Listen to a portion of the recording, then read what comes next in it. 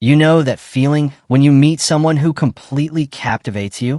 That was Mark 3 months ago when he first saw her at the coffee shop downtown. Mary, dark eyes, confident smile, the kind of woman who could light up a room just by walking in. Mark was hooked from day one.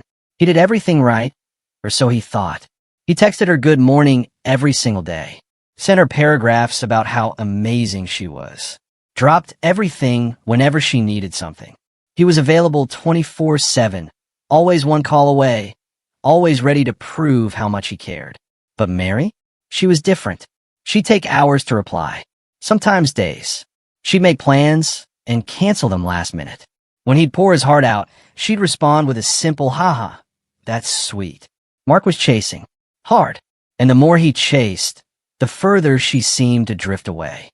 Until one Thursday night, everything changed. Mark made a decision that flipped the entire dynamic on its head. And within 2 weeks, Mary was the one texting first. She was the one asking when they could meet. She was the one chasing. Stay with me, because by the end of this video, you'll understand exactly what Mark did. And more importantly, the psychology behind why it worked so powerfully. Let me take you back to where it all began. Mark met Mary at a mutual friend's birthday party. They talked for hours that night about travel, their dreams, their favorite terrible movies. There was chemistry, real chemistry. He got her number, sent a text that same night. Hey, it's Mar from the party. Had an amazing time talking with you. We should grab coffee soon. Her reply came 18 hours later. Yeah, was fun smiling face with smiling eyes. That should have been his first clue. But Mark was determined. He asked her out. She said yes, but reschedules twice. When they finally met up, it was good. Not great, but good.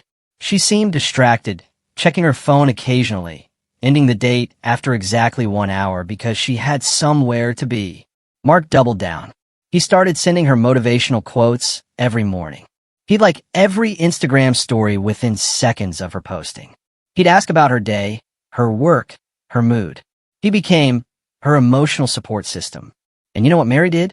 She accepted it all, but gave almost nothing back. When Mark would suggest meeting up, I'm so busy this week. Maybe next time. Well, he'd compliment her. Ah, you're so sweet. When he'd share his feelings, you're a really good friend, Mark. Friend. That word cut deeper than any rejection. Mark was doing everything the nice guy handbook tells you to do. Be attentive. Be caring. Show her you're different from other guys. Prove your worth. But it wasn't working. In fact, it was pushing her away. Then came that Thursday night. Mark was at a bar with his older cousin, James, a guy who always seemed to have women interested in him without even trying. Mark was venting, showing James the one-sided text conversations, explaining how confused he was. James looked at Mark's phone, scrolled through the messages, and said something that changed everything. Bro, you're treating her like she's already your girlfriend. Like you've already won. But here's the thing. You're too available. Too predictable. There's no mystery. No challenge. You've made yourself the safe option. And safe doesn't create attraction. It creates comfort. Mark was defensive at first. So what? I should play games. Ignore her? That's manipulative. James shook his head. It's not about games. It's about having a life she wants to be part of, not building your entire life around her. Right now, she knows exactly where you stand. There's no excitement, no wondering, no chase. You've given her all the power, and women don't fall in love with men they have complete power over. That night, Mark made a decision. He was going to pull back, not out of spite or manipulation, but because he realized he'd lost himself in the pursuit. He'd stopped living his own life. The next morning, Mary texted, "Good morning. How's your day going?" For the first time in months, Mark didn't respond immediately. He went to the gym. He called up an old friend and made plans for the weekend. He posted a photo at a concert that night, smiling, genuinely having fun, surrounded by friends. Mary saw it and didn't hear from him. 2 days passed. Mark didn't text, didn't like her stories, didn't check in. Then his phone buzzed.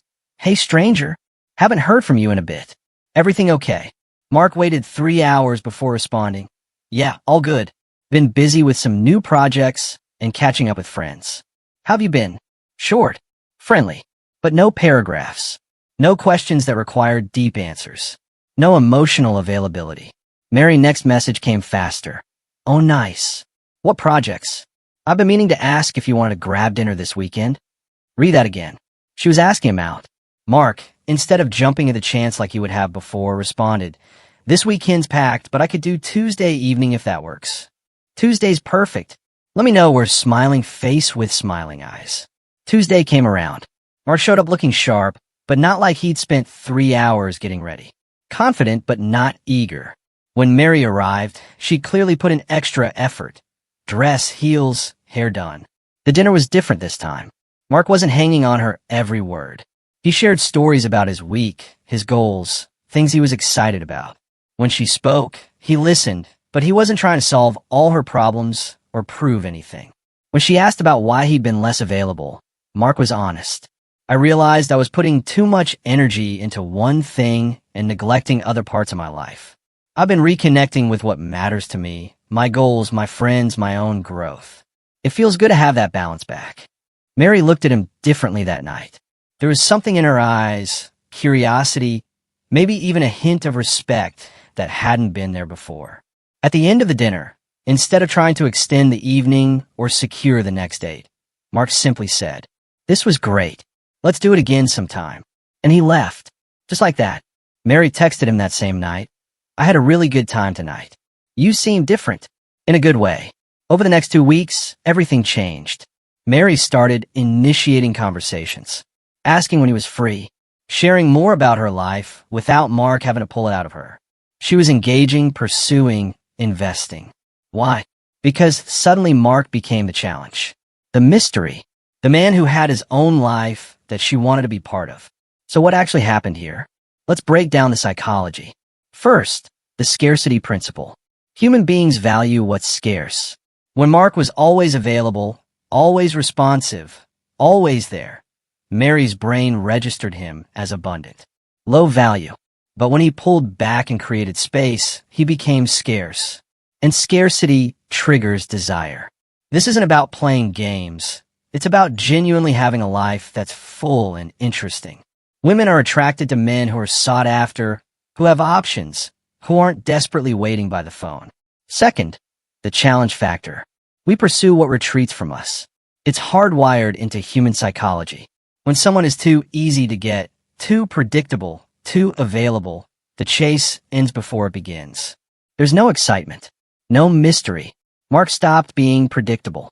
He stopped being the guy Mary could take for granted.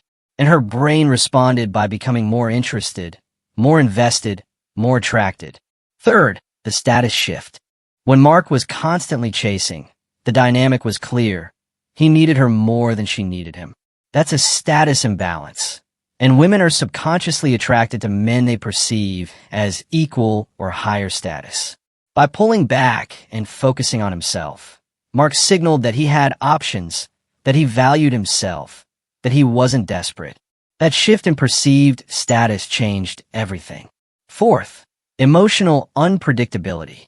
The human brain is wired to crave dopamine, the chemical released during moments of uncertainty and reward. When Marcus was consistent and predictable, Mary's brain got no dopamine hits. But when he became less available, less predictable, her brain started chasing those dopamine rewards. Will he text back? When will I see him next? Does he still like me? These questions create emotional engagement, and emotional engagement creates attraction. Fifth, the investment principle. People value what they invest in. When Mark was doing all the work, all the texting, all the planning, all the emotional labor, Mary had zero investment. But when he pulled back, she had to invest to keep him around. And the more she invested, the more she valued the connection. The real lesson here. This isn't about manipulating women. It's about understanding that attraction isn't logical. It's psychological. You can't negotiate attraction. You can't logic someone into liking you. Attraction is built on challenge, mystery, unpredictability, and self-respect. When you chase someone who's playing hard to get, you're confirming their disinterest. You're proving that you're beneath their level. But when you value yourself, maintain your standards, and refuse to settle for breadcrumbs, that's when the dynamic shifts. Mark didn't become a bad boy. He became a man who valued himself, a man who wouldn't accept low effort, a man who had a life worth being part of. And that's what made Mary chase him. Here's what I want you to take away from this. If you're constantly chasing someone who's giving you breadcrumbs, stop. Pull back. Refocus on your own life, your own goals, your own value. Not as a strategy, not as a manipulation tactic, but because you genuinely deserve someone who meets you halfway. The right person won't make you feel like you're not enough. The right person will pursue you back. And if they don't, then they weren't right in the first place. Mark learned this lesson the hard way, but it transformed not just his relationship with Mary, it transformed how he saw himself. He stopped seeking validation from others and started building a life he was proud of. And ironically, that's when people started wanting to be part of it. And if this resonated with you, hit that subscribe button and turn on notifications because we're going deep on psychology, attraction, and building a life that people want to be part of. Drop a comment and tell me, have you ever been in Mark's position? What changed for you? I'll see you in the next video.